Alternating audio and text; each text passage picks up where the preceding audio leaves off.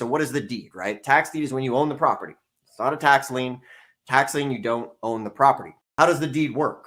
So in a lien state, they want the taxes paid that year. So if they're not, they issue the tax lien. Somebody invests, they hold that lien, they don't get the property, but they get an interest rate when the county comes or when the pays the taxes, right? With the deed, it could go 3 to 5 years, and then the county puts their foot down. And they say, all right, pay us by October 5th, or we're going to auction your property off. The starting bid is going to be the back taxes owed plus any fees involved. Okay. So very important there. The next biggest question is, Dustin, what are the risks involved? So the risks involved are if you don't do your research. If you just look at a picture on Google Earth and you go by the property, maybe it burnt to the ground, maybe it was flooded, maybe it's been demolished. So you have to see a recent picture of it. The next risk is not doing proper due diligence. Now, question number 4 is, does the mortgage get wiped out in other liens? Answer to that is yes, because the taxes are the priority lien. So when they foreclose, they wipe out everything above it. However, the problem can occur if the county doesn't notify everybody on the chain of title properly. Okay.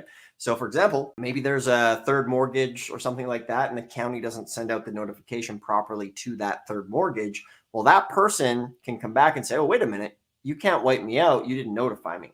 So that's part of the due diligence in doing tax liens and deeds. And that's why it's important.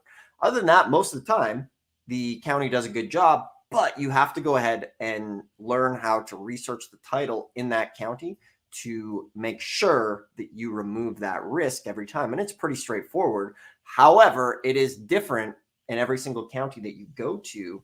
So that's the fun of this game, right? When you look at wholesaling or fix and flips or anything else, it's generally the same across the board. But with tax liens and deeds, 3,300 counties, 3,300 different ways of doing it. And that keeps a lot of people out, which is great because they just don't want to take a little bit of time and put in a little bit of effort to learn the business. Whereas with you watching this, I know that at least some of you will put in the effort to go and find some of these deals. And I want to hear about it when you do. I want to hear when you get that great deal.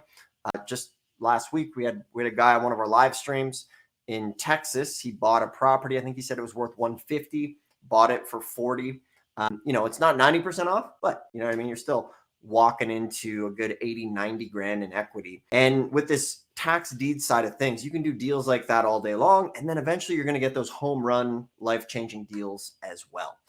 This business is where that can happen because you just need to stick to it. And it's not a matter of if you'll get those deals, just a matter of when.